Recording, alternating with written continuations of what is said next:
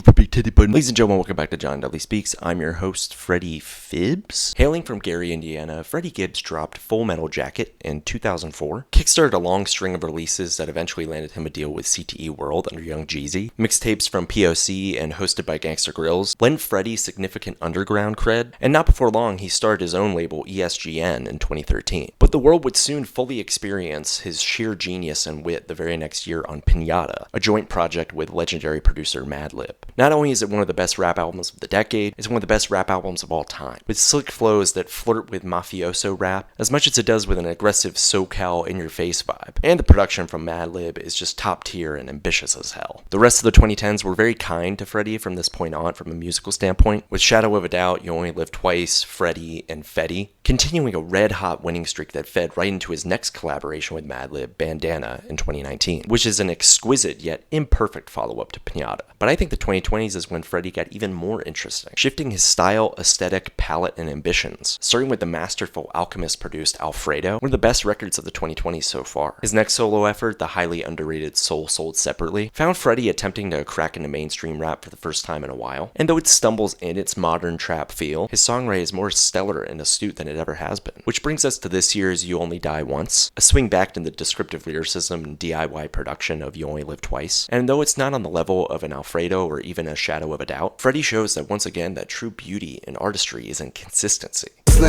Dollar sign G's like Vito Genovese. Devils in position, they itching, wishing to get a piece. Rap. Produced by a selective mix of collaborators like 454, Lambo, DJ Harrison, and many others, this record does suffer from a lack of focus on the instrumental side sometimes. Pops and K-notes kick us off on opener Status, with hypnotically lush beats and haunting vocal layers, and this slips into the brisk, lounge-like Cosmo freestyle quite nicely. However, the spare jazz rap on Wolverine wasn't something that fully worked for me, and the piano-driven flourishes of YG Beats' contributions on Brick Fees didn't really click with Freddie's timbre. Yeah Yeah is another that doesn't leave a lasting impression due to its forgettable mainstream trap instrumental. And Steel Doors with Benny X isn't a total tonal mismatch, but it fails to keep up the energy needed to connect. In fact, I think it's something that Logic would succeed with far more. Otherwise, there's a ton of beats here that leverage Freddie's muscularity on the mic and facilitate that with restraint and minimalism, like on the smoothly laid out Walk It Off and Ruthless and the stunningly stark closer on The Set. Slamming, east side, drugs in my bloodstream. Killer with the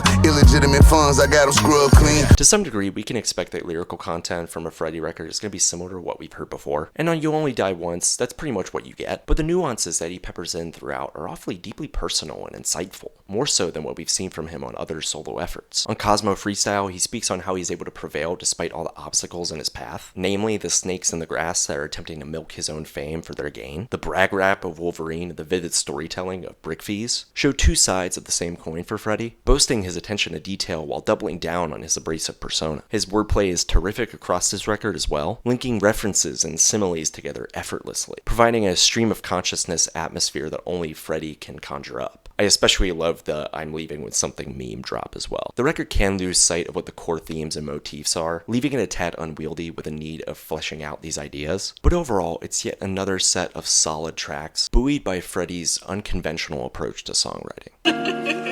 Yeah.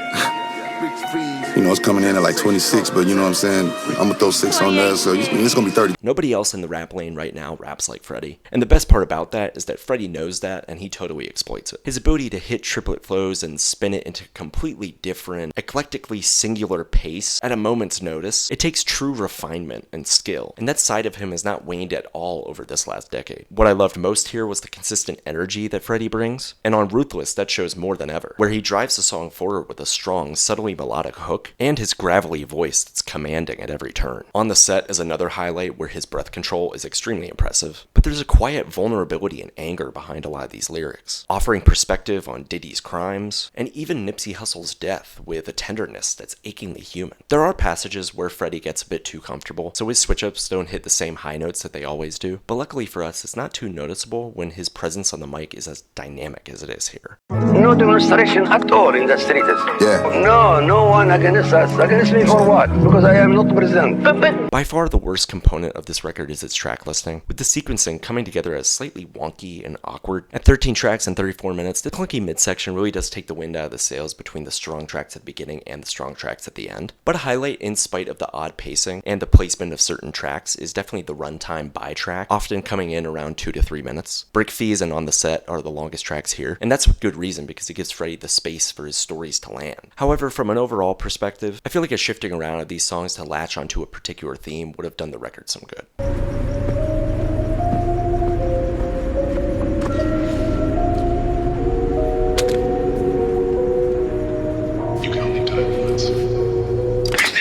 Dope man been here with, made sure my fan mate, still young cocaine and shit changed. This isn't top tier Freddie, but it's very far from his worst material. It's still a wonder hearing Freddie continuing to flex his muscles in terms of artistry, and that's something that we should be excited to embrace. But hey, that's just my perspective. If you're a Freddie Gibbs fan, you're going to enjoy this record. And if you're looking for a strongly performed, straightforward rap record with heart packed deep beneath its bravado, you'll like this one. Alright, that's all I got. Bye!